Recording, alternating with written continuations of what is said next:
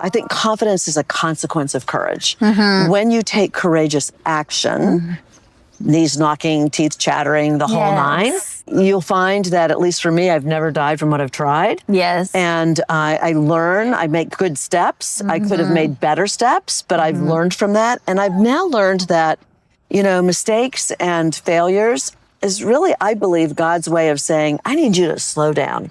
Girl, I need to get your attention. Yeah. There's a lesson you need to learn in this, because you're probably going to see it again when the stakes are higher. Welcome to the living room.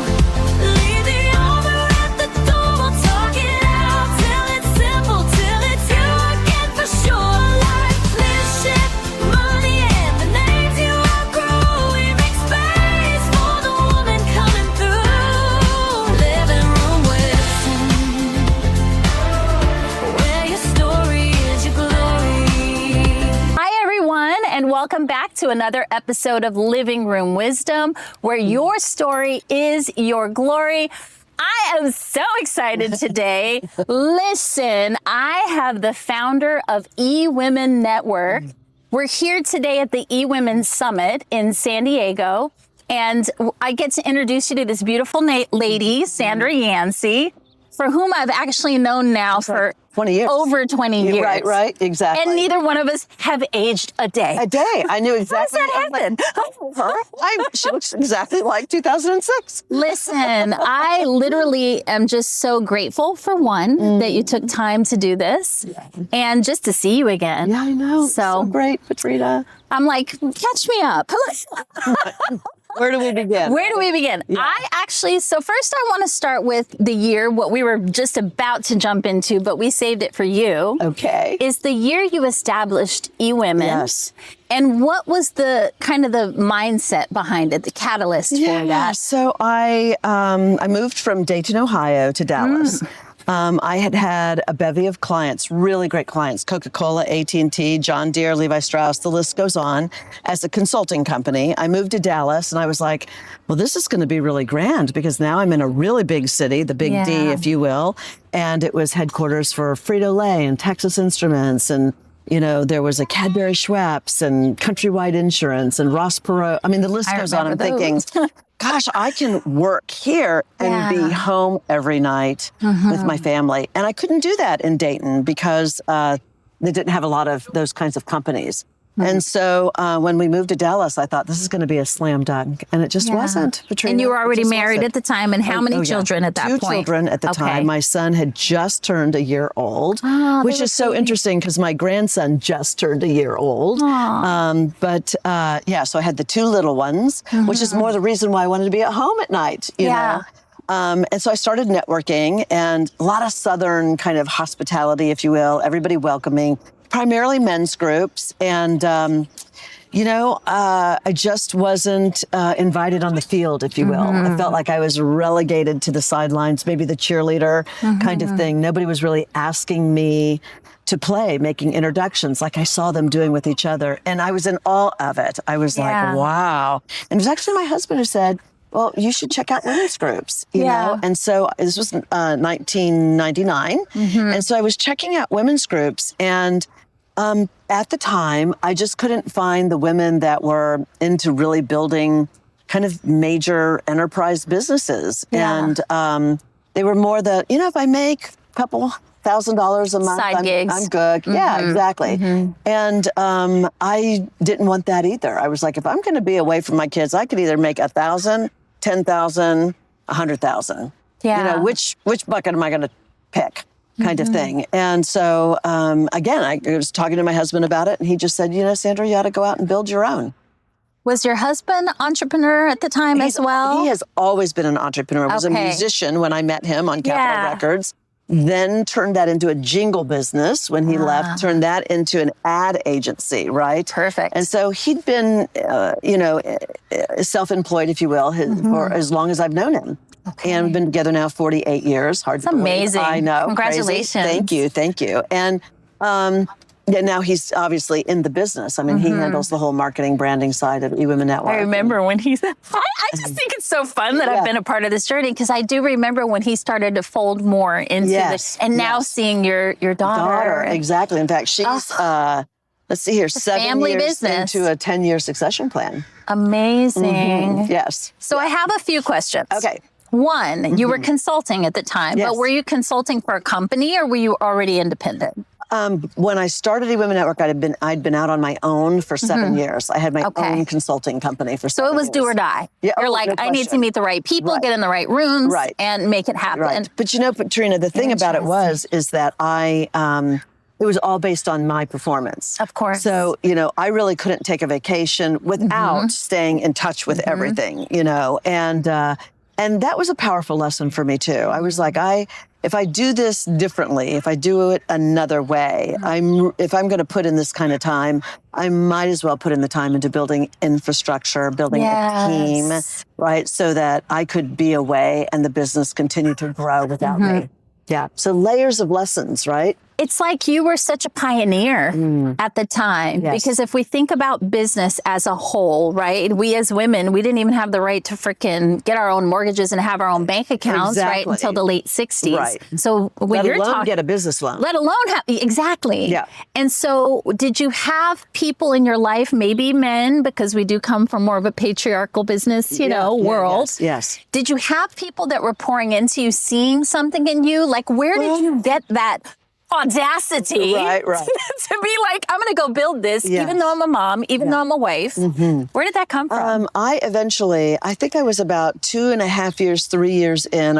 I called a girlfriend, Edie Fraser, who is still a dear friend of mine today. And I was complaining, to be honest with you, how hard it was. Like, she was asking me, the worst question she could have asked me is, how are you doing? You know what I mean? Because I was like, let me tell you about She everything. caught you on the one day where you're like, I'm Exactly. just going to spill it. Right. And Yeah. I've had it. And she said, Sandra, you need a coach. Okay. And, you know, in 2002, 2003, wasn't a business thing. coaching wasn't a thing like it Yeah. is today. Yeah. And I'm like, what is that? I mean, I knew a coach from a sports perspective, but I didn't know a coach for business. So I started like opening my eyes. And it is a little true, right? Once somebody tells you about something, now you see things that you just didn't see before. Yeah. And so I hired my first coach as a woman.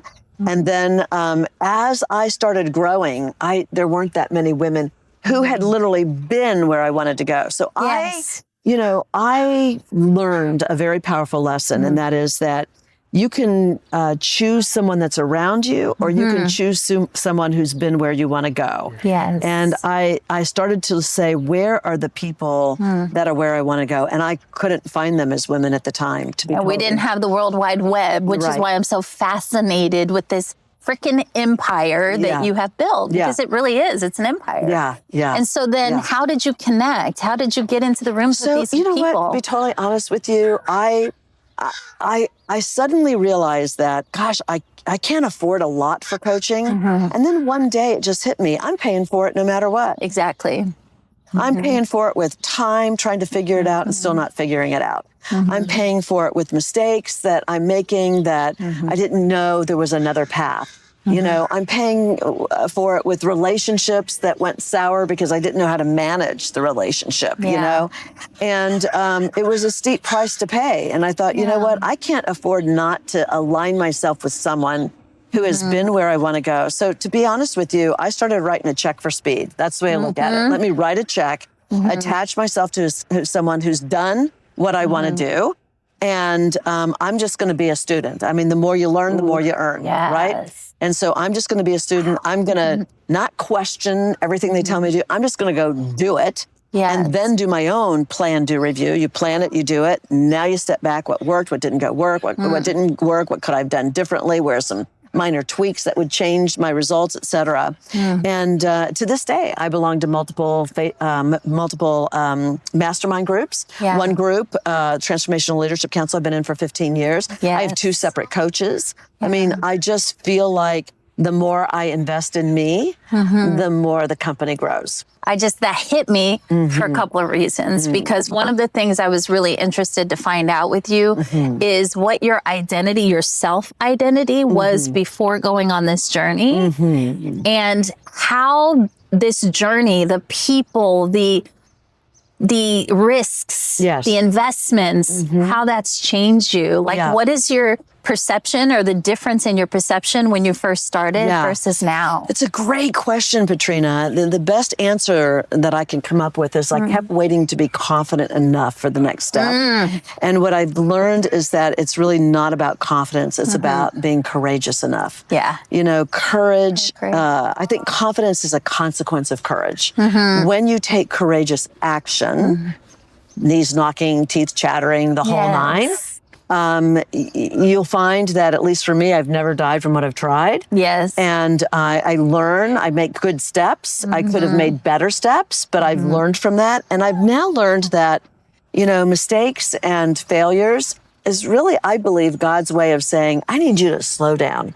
Girl, I need to get your attention. Yeah. There's a lesson you need to learn in this, because you're probably going to see it again when the stakes are higher. And now you're going to have the benefit of wisdom. You're going to say, I've been here before. I know how to handle this better, kind of thing. And so I've just learned to focus on courage. So when I get scared, I ask myself, am I confident for this? No. But am I courageous enough to take action anyway? And then I can say yes. Because instead of focusing on all the things that can go wrong, I also make my list on all the things that can go right. Yeah. And my mother used to say to me, and I think it's based on a fable, but she used to say to me, there's always two, you know, wolves, if you will, barking in your head. And one is, you know, hope and faith, and the other is fear and disappointment. And they both, and one is faith and one is fear, and they're both things you can't see. Yeah. Right? So the question is, which one wins? And my mom used to say, Sandra, it's the one you feed. Yeah. And so I just choose to feed this list of what could happen if the things go right. And it's almost like you created a pattern of proving to yourself that, like, I did the thing and I didn't die. As a matter of fact, like, I actually succeeded. Yeah. Or I'm better as a result of this. I mean, I feel like I'm always better. I'm always wiser. You know, I'm always leveraging whatever I've learned, if it's been a hard lesson or a great lesson, to make a better decision the next time. And how important 40 plus years of marriage? 48. What 40? Yeah, 40 plus 40. Yeah. She's almost 50 years of marriage, which is crazy. I know. Crazy beautiful, by the way. How important has having that supportive partner been in your journey? Well, for me, it's been great, but I also can say that I can see why it's not for everyone. Right. Because You it know? comes with some challenges. Oh, no. Like, you actually have to consider a whole other person. In fact, I in this feel like I scenario. should get 48 times 2. Right, which is because I get double time by having to work with my spouse. You know, Kim and I have had to. I mean, I met him before I graduated from high school. I was a senior in high school, and we married very early. And he was in the music industry on Capitol Records, which is a whole nother level of complication. And you know, I went the corporate route. He went the entrepreneurial route. So we've always led very different life experiences, but done them together. Working together in the beginning was no question, you know, one of the hardest parts of our marriage. Yes. You know? And for us, what we did, our secret sauce is for our marriage is that, you know, we have 2 rules, and one is he's got a designated sandbox in the business. I've got a designated sandbox for the business. I don't get into his sandbox without one of 2 things, either being invited or asking for permission.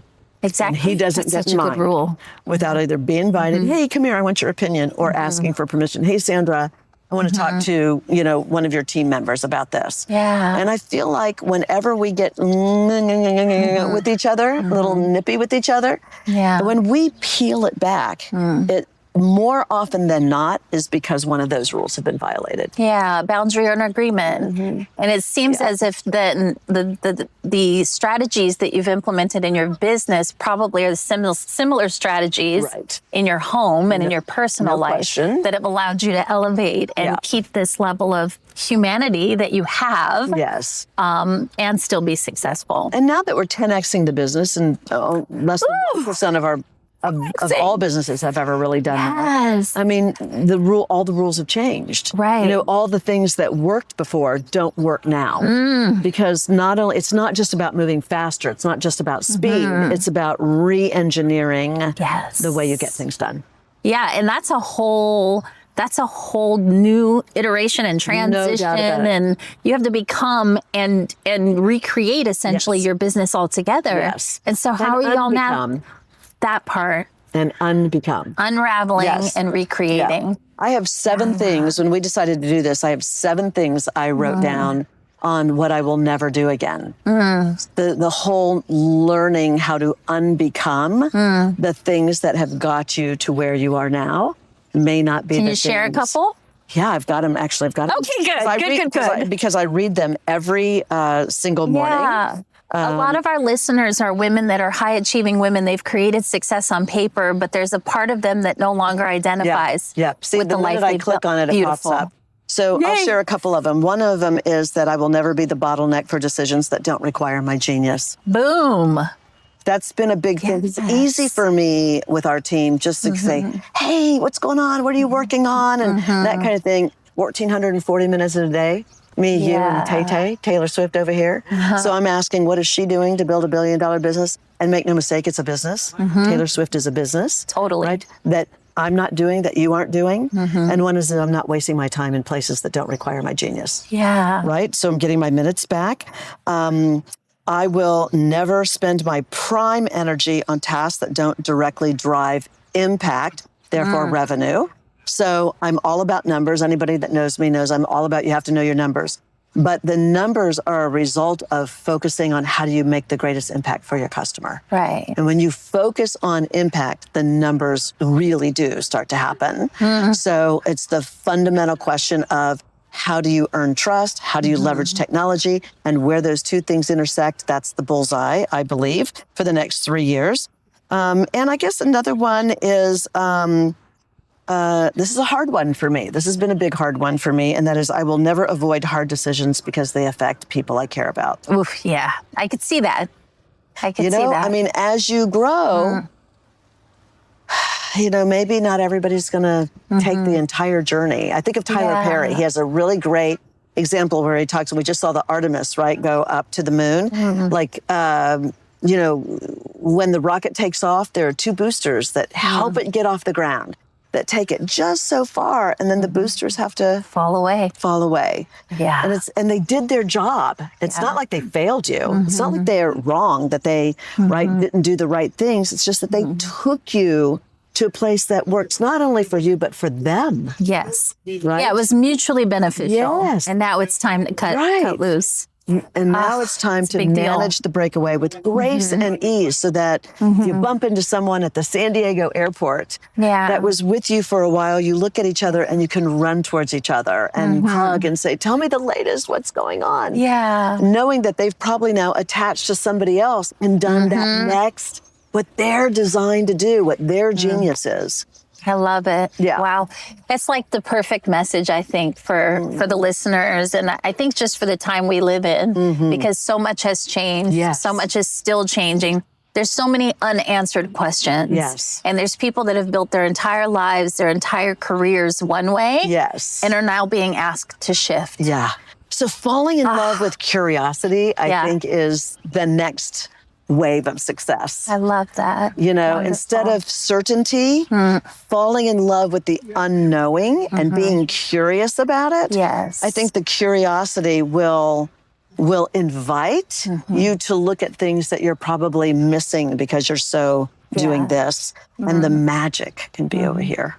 Oh, that is literally the perfect way for us to wrap up this conversation. Can I just say, girlfriend, it is so great to see you again, Yeah. right? To be here with you, to look into your eyes and feel really treasured in this It's moment. exactly what we talked about, how things float away and then they float back. Yeah. I've been in your community now for over 20 years, in and out. Yes. Starting in Las Vegas. Yes. Came into San Diego chapter, been in OC, I've been all over. Yeah. And like for us to be meeting again in this moment, in this time is super impactful, but it's also just, it's mind-blowing in a lot of ways just because of my inner shifts and also the worldly shifts But that you are know- happening. You know, My gosh. Patrina, it's almost like we've never. It is. It's what you Lost said. You touch. just float back. Yeah. I love this. Well, I'm so excited for today. Miss Sandra is going to be speaking here at our summit, and there's going to be so many juicy takeaways. So Maybe we'll cut a few in to this episode. Okay, good. All right. But if you hadn't already heard about eWomen, you definitely want to go to eWomenNetwork.com and seek out your local chapter. This is a community of women that really truly support each other beyond the superficial, beyond the highlight reels. And as you can see, kneecap to kneecap, real conversations. And they're willing to help. Yeah. And so thank you again for joining us today. I know you got a lot of this episode. And we'll see you again next week, right here, same time, same place on Living Room Wisdom. Leave us a comment and share your favorite episode with a friend. All right, have a good one.